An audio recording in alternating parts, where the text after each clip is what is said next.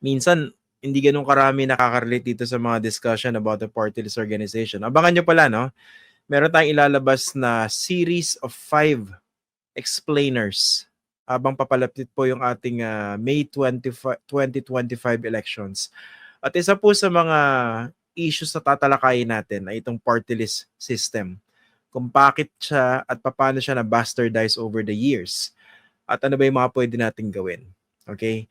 Kasi pag nakita niyo talaga yung study ng ng Contradaya, yung 86 at least 86 party list organizations were flagged because of reasons mentioned by Prof. Danny Araw kanina, 'di ba? He mentioned 6 reasons. Talagang ito po yung hindi naman natin kailangan talagang lumayo, ano? Ang garapal na nang nangyayari sa ating party list system dahil yung mga political dynasties, nagtayo na rin ang kanilang sariling mga party list organizations. Bakit? Syempre, ang tanga naman natin pag sinabi natin, kasi gusto nilang tumulong. Mas maraming nakaupo, mas maraming makatutulong. Pwede ba, huwag tayo magpakatanga o magpagago sa mga ito. Ito mga political dynasties na ito, kontrolado na nila yung iba't ibang mga posisyon sa lokal, meron pa nga mga senador, nagtatayo pa ng sarili nilang party list organization, para mas dumami yung pwede nilang makuhang upuan sa Kongreso, meaning yung House of Representatives. Kunwari, political dynasty ka, hawak mo na yung posisyon ng governor, yung asawa mo, mayor, yung anak mo, congressman, tapos meron kayong iba pang anak na councilor din o bukal. Kaso, meron pang anak o kaya kapatid naku, kailangan din magserbisyo. Kasi baka bisyo na rin magserbisyo, di ba? Baka talagang nag-uumapaw yung kagustuhan nila makatulong sa ating mga kababayan. Sige, magtayo pa tayo ng party list organization para madagdagan yung mga nakaupo doon sa mababang kapulungan. Ginagawa po yan ng maraming political dynasties. And honestly, kagarapalan po yung ginagawa nila. Dahil nasisira po yung mismong spirito ng ating party list system. Now, talking about the spirit of the party list law, maganda balikan po natin yung nakasaad dyan po sa ating 1987 Constitution. Ito po kasi yung pinagbasihan, ito po yung ininterpret ng Supreme Court noong 2013 dito po sa case na tinatawag na Atong Paglaong case. Kung saan sinasabi, hindi naman limitado sa marginalized and underrepresented itong party list election natin o party list system. Ibig sabihin, yung mga national, regional, and local organizations or groups pwede rin makilahok. Pero ang iniisip ko nga, okay, kung yun nga yung nakasulat sa konstitusyon, bakit pa tayo nagtayo ng party list law or system? Bakit pa tayo nagkaroon ng party list system?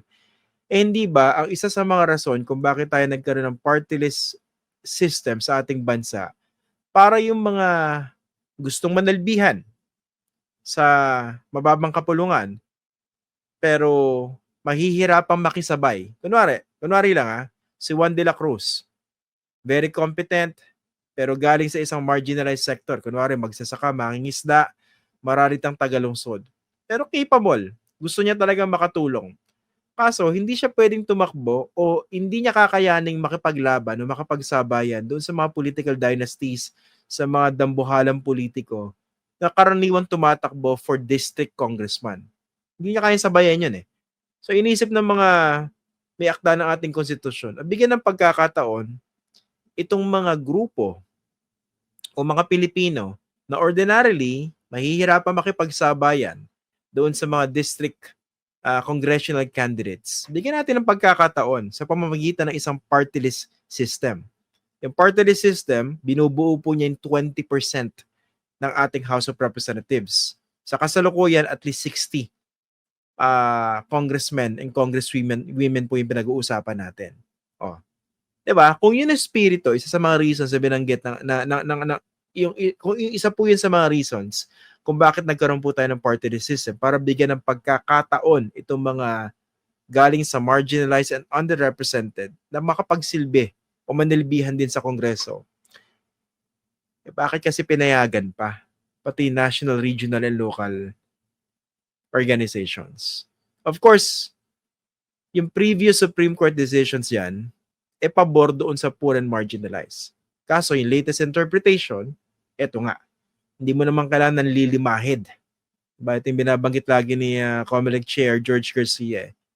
Based on that decision, of course, we're paraphrasing it, you don't have to be someone wallowing in poverty to represent a particular sector coming from that a sector na mahihirap. Kaya kita nyo, talagang abusadong-abusado. Talagang na-bastardize ng gusto itong ating party list system. Ang suggestion ko na lang, dahil it's too late to reform the party list system, less than a month before the May 12, 2025 elections. Kasi may ibang mga pwedeng gawin, di ba? Siguro dapat amyendahan yung konstitusyon at liwanagin yung nakasaad doon sa ating konstitusyon na talagang poor, marginalized, and underrepresented lang yung dapat makilahok dyan sa party list election natin.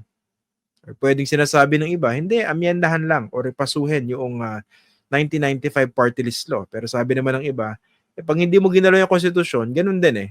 Magkakaroon din ng argument na hindi, ito yung nakalagay sa konstitusyon eh.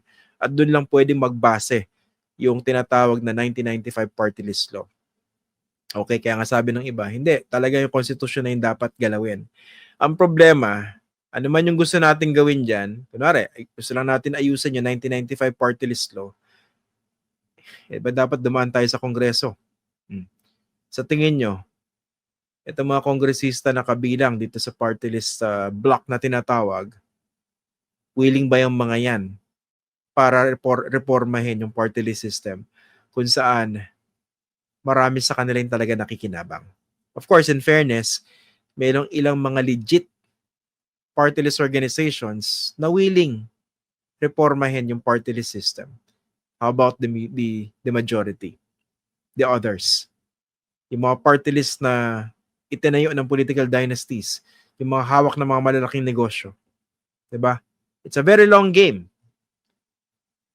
And ang pwedeng gawin lang natin bago mag-eleksyon, tayong mga botante, silipin nating mabuti kung ano ba itong mga party list organizations na ito.